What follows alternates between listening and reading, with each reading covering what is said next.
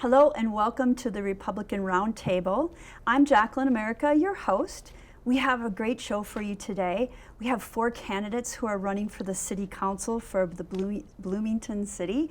The City Council is a nonpartisan, which means that it's not affiliated with any parties. So it'd be great to hear from our candidates here because our local government is very important.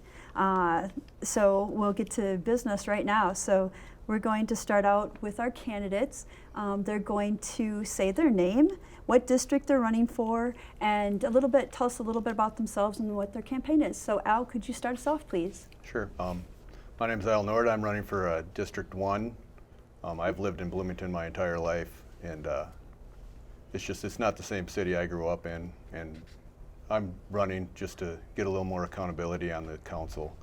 They have an agenda they've been pushing for years now, and no one ever really seems to stand up and try to stop anything, so I just want to have a different perspective on the council and get a little more accountability to the council, a little more fiscal responsibility. Okay, great. How about you, Paul? My name is Paul King, lifelong resident of Bloomington.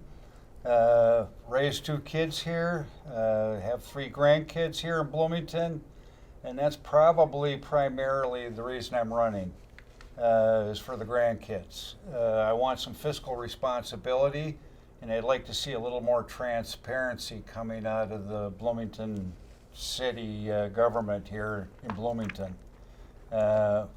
I also mentioned that small business owner here in Bloomington and have been for many, many years. Sure, okay, great. How about you, Mike? I'm a 26-year resident of Bloomington. My wife and I raised our 2 children. They attended public schools, graduating from Kennedy High School. I've been a volunteer, a coach. I've been part of this community for more than just a resident. I recently retired from the Bloomington Police Department after a 25-year career. I worked every rank to include interim chief when I retired in 2022. I'm running because what I brought to the Bloomington Police Department while I was in the command staff, especially as a deputy chief and chief, is transparency and accountability. We needed it in the last several years, and I think we need it at the city council level currently. All right. How about you, Victor? I'm a 12-year resident of the city of Bloomington, and I'm running because, again, it's difficult not to repeat the same issues. I live in District 4, and I want to see a lot more clarity and explanation on whatever the city is deciding to build and develop in the area. Since I know that a good percentage of the residents in my district are in fixed incomes, and with taxation the way it's going, it's running them out of the city. Based on the conversations that I have had in the past with the residents in District 4, they are scared that they might be pushed out of the city while, a place that they grew up and they had their children, they raised their families, and they don't want to leave until it's time for them to be going home rather than be pushed out of the city. I also want to stop the so-called affordable housing that is just going rampant in the city, which I have spoken to many residents that live in these apartment buildings, and the reality that they're paying more than most of us pay for a mortgage for our own homes.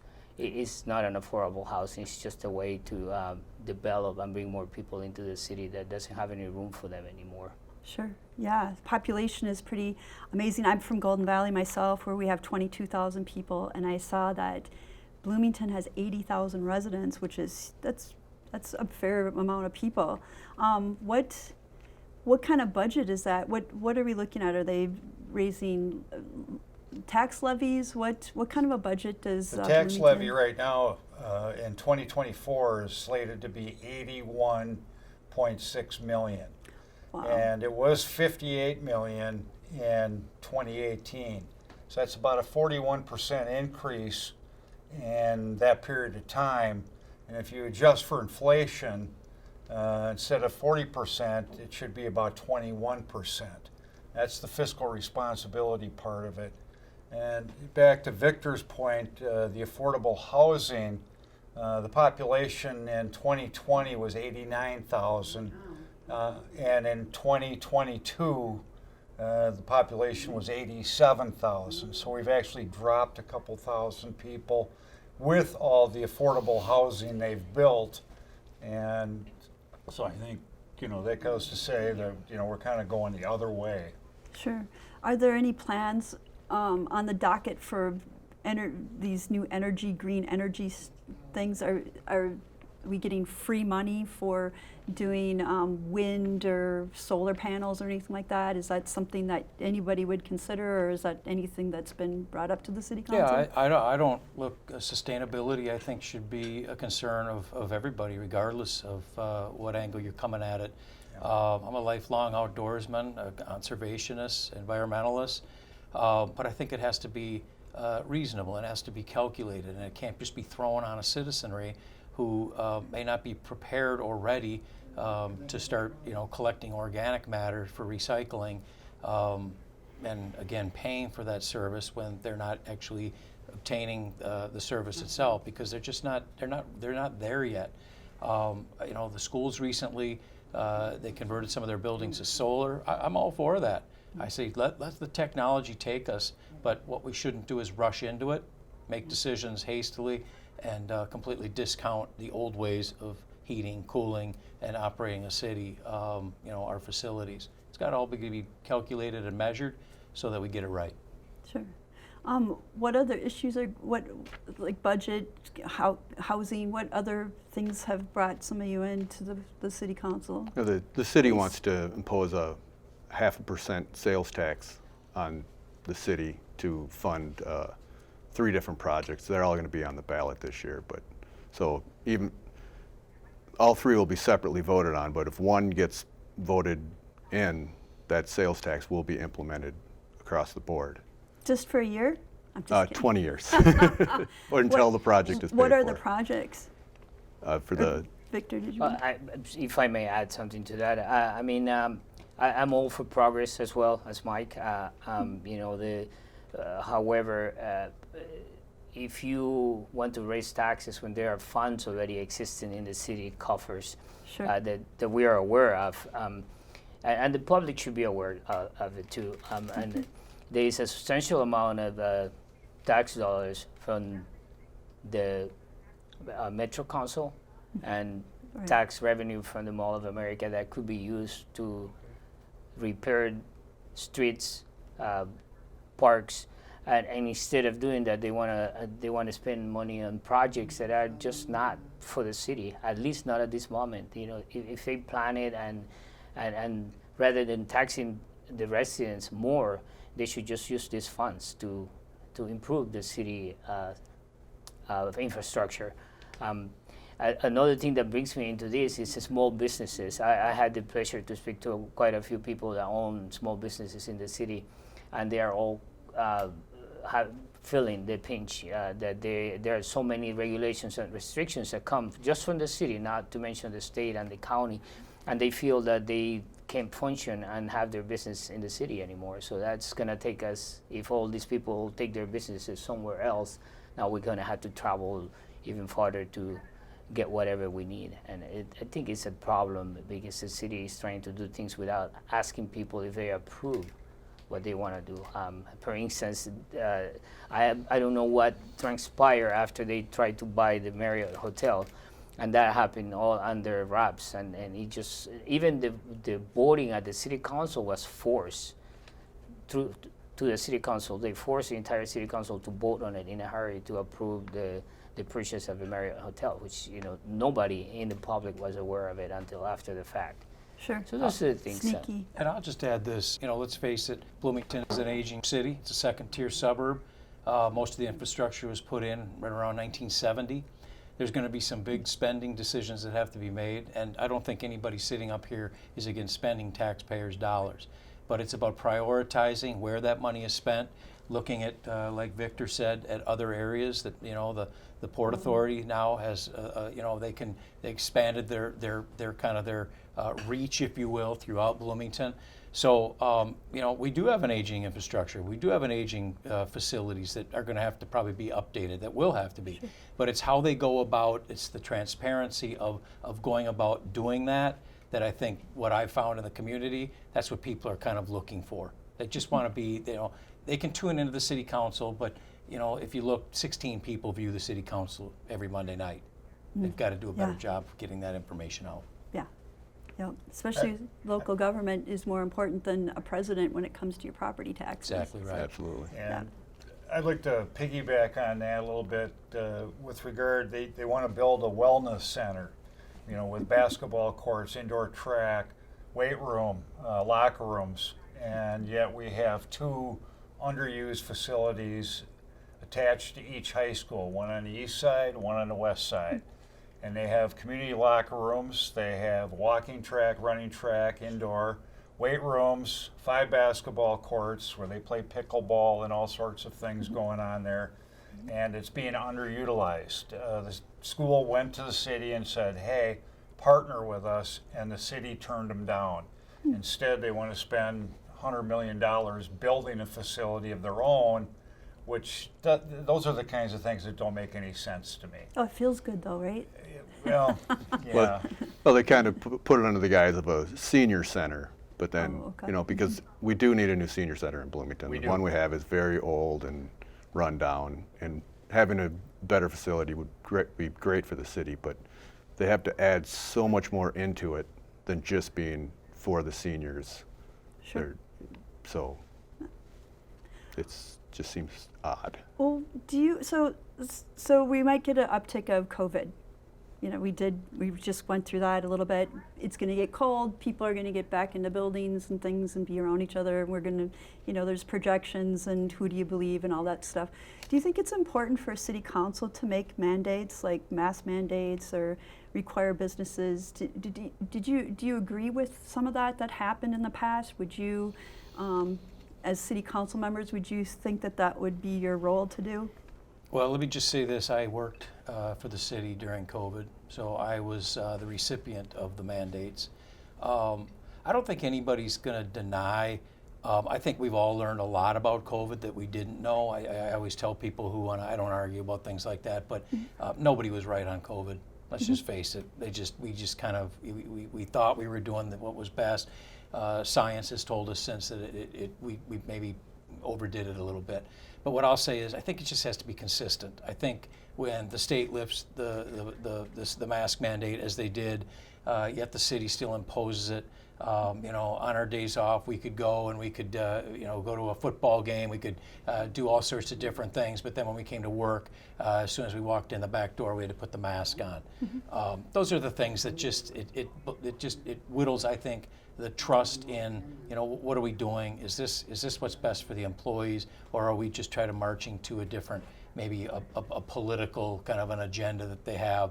And I know I can speak from firsthand as the deputy chief and chief of the police department. It had real impact on the men and women that work at that department. Sure. Well, it's small business too. I'm a small business owner, and I wasn't essential. And then Golden Valley had in Minnetonka, some of the cities had their mandates, and it was like, why are you doing this to business and to families? Right. And it kind of destroyed a lot of people, which isn't okay, but in my opinion. But I'm just wondering if, as a city council person, if that would be important to you, or if you would think that would be, to shut down. I think mandating mask use would be ridiculous. I mean, if you feel the mask has benefit to you, then you're Sure. more than free to put it on. Sure. And Yeah. and if I'm wearing one or not wearing one, it's not going to hurt you if the mask actually works. So I would be totally against But mandating anything closing like that. down businesses. Yeah, and that would- it's kind of okay. Well, it's the same thing with the shot. The shot, I've taken it, have boosters, but it protects me, you know, at my age. If I get COVID, I probably won't die because I've had the boosters. Sure. It doesn't prevent it. It's not a true vaccine. It's just like the flu shot. Doesn't protect you from the flu, but if you get it, it's probably going to be less severe, you know. Sure. But if there's like a disaster like flooding or something, I mean, that stuff makes sense. But Yeah.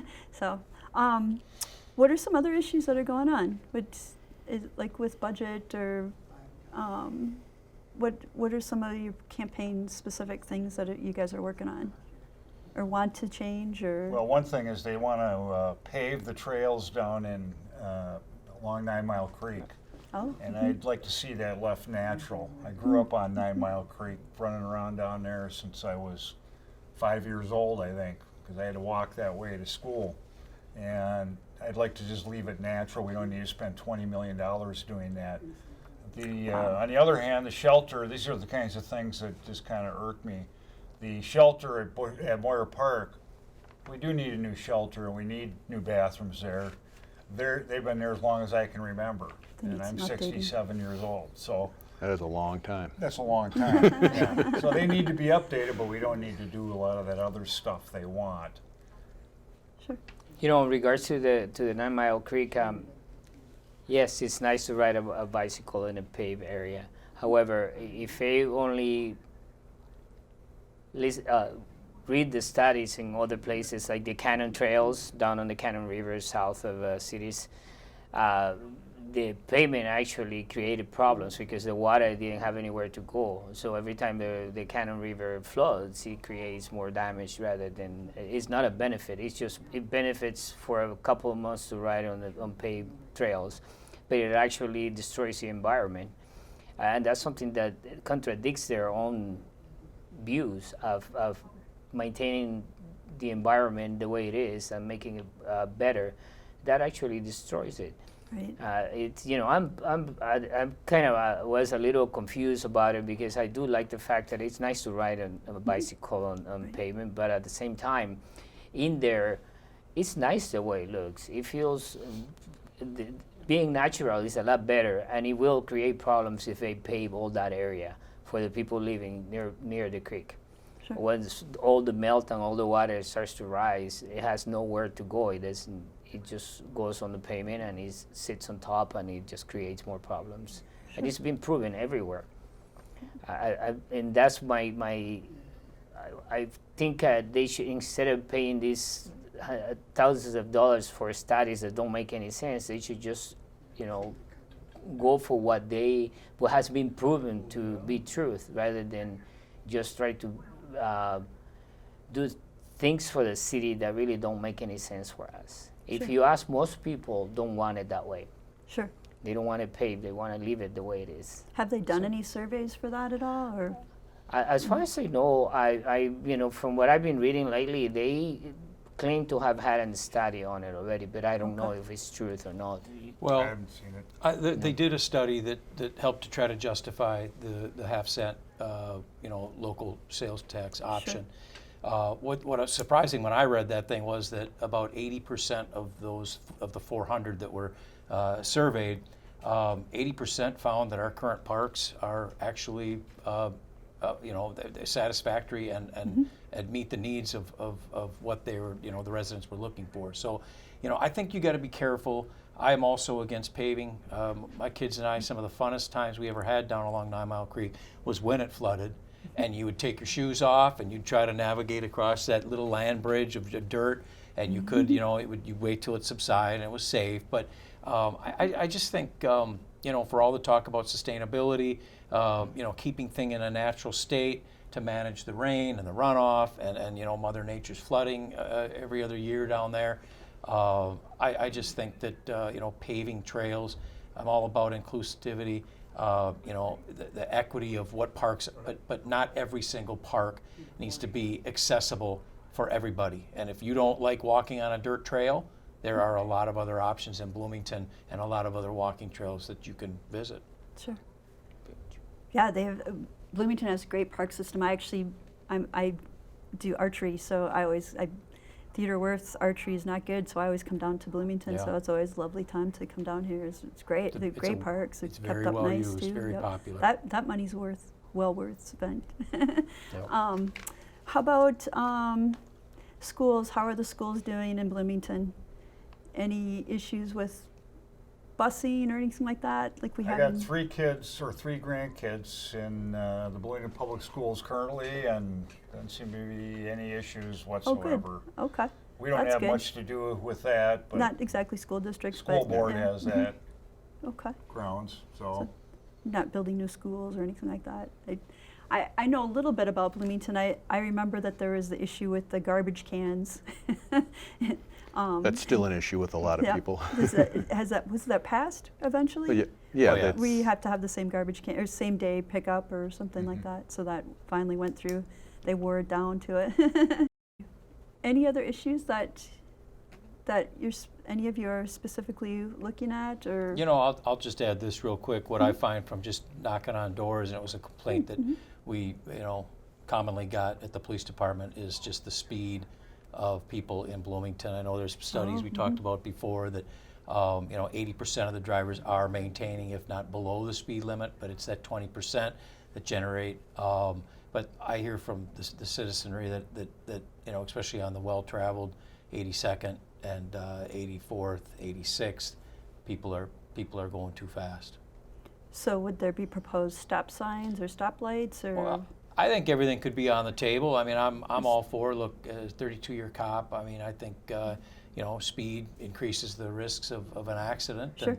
And, but again, I think you get public input and you make sure it's reasonable and, and I think, I don't think you're ever gonna, I wouldn't be for a drastic cut in the speed limits Well, on Monday, they did just pass the 25 Right. mile an hour speed limit on the residential streets. in the neighborhoods. Okay. So, but that seems to be a big gripe from the citizenry that people Okay. are speeding. Watch your speed on some of those roads. Yep. All right. And so you're having a 5% tax, that's what's proposed? Or a half tax? Half percent. Half percent tax Which would proposed. push our overall tax to about a little over 9%. Okay. And what's the reasoning, what's the funding going to? Well, it could be the Wellness Center, Okay. Bloomington Ice Garden. Okay. I got some data on that. And Is that updating it or? Yeah. They want to take the Olympic size rink and break it down into a regular size rink. They need to do a roof, and they need to upgrade the refrigeration. And so they proposed $35 million for all that, including a cafe and some other things that probably aren't needed. That's where they should lay this stuff out for the citizens and go, here's the cost for these different things, and Sure. we could take care of the major stuff, but and the other thing is, what about alternative funding sources? They don't talk about that, like the Bloomington Port Authority. That brings tournaments in, so that would be under their guise to be able to fund the upgrades, exclusive of the cafe. You don't need a cafe at Bloomington Ice Garden. Sure. And, so, yeah, that's kind of, So that's what's going on there. yeah, Okay. and they're selling this deal as an either-or thing. Either you go for the sales tax or we're going to increase your property taxes.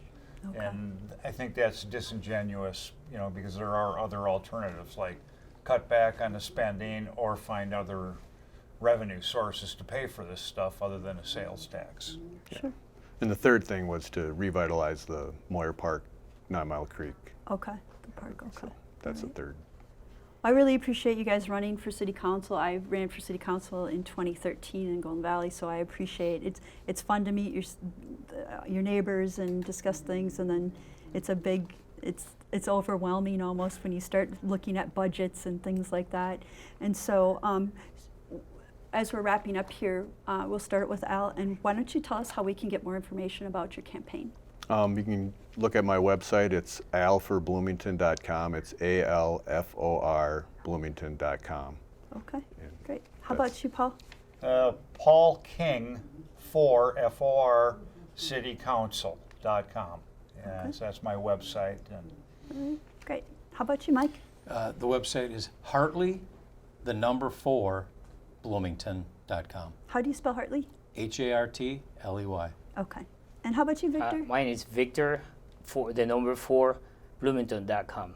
Okay. And you all can right. find all the information you need there. Awesome. Okay. And just one more thing. Just people had mentioned the speed limit when you've been outdoor knocking. Anything else that's been kind of fun or interesting when you're outdoor knocking? Are you getting a nice response? Are people excited about the election? Do they know about the election? I was told that I need to allow old people more time to get to the door before I move on to the neighbor's door.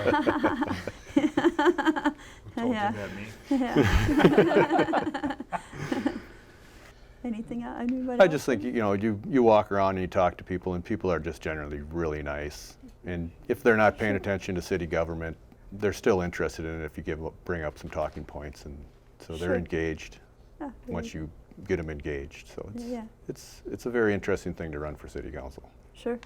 Do you guys have any other ideas about how to get people involved, or like maybe going to the website or the city websites or emails or anything like that? I mean, it seems like there's city councils, people just don't show up Yeah, on those off-year Yeah. elections. That's a $1 million question there of how to Yeah. get people to come out, because My goal is if I win, if I win, if I'm If. elected to the city council, is to if I win. After. I win. I want to be confident this time. After I win, let's put it that way. I want to, after the election is over and all of that, I'm gonna go visit with all the residents, just at random, just to go back and visit with them and ask them, based on whatever we accomplish, how they feel about it, if the change is good and all of that. That's my plan, to go back to visit. I had the opportunity to go back after the first time I ran for office, and with some of them, and they were kind of discouraged and disappointed that I didn't win, and they feel like they have been left alone. There's no communication between the city and the public, so they feel that they don't have very much to look forward to. Sure. So I will make it a point after I get elected to go visit with them throughout the no-election years. Keep an open conversation. I'd say this too, I don't work off a list. I go to every house. I knock on every door, because I think you can learn a lot about people that don't necessarily align with you politically, Sure. because you hear from them in the comforts of their doorstep, not in front of a city council, not how they truly feel, and it's not necessarily as hyper partisan as it's maybe sometimes represented.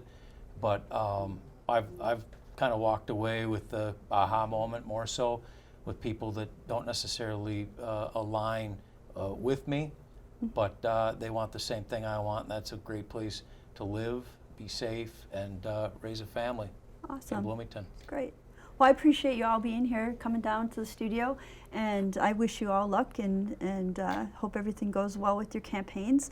We're going to remember to get out and vote on November 7th, which is the first Tuesday in November. And then at the end of the show, we're also going to list our candidates' names, the districts they're running for, and their websites. So make sure to get out and vote, rock the vote, and thanks for joining us. So this is Jacqueline America hosting the Republican Roundtable. Thank you again for joining us.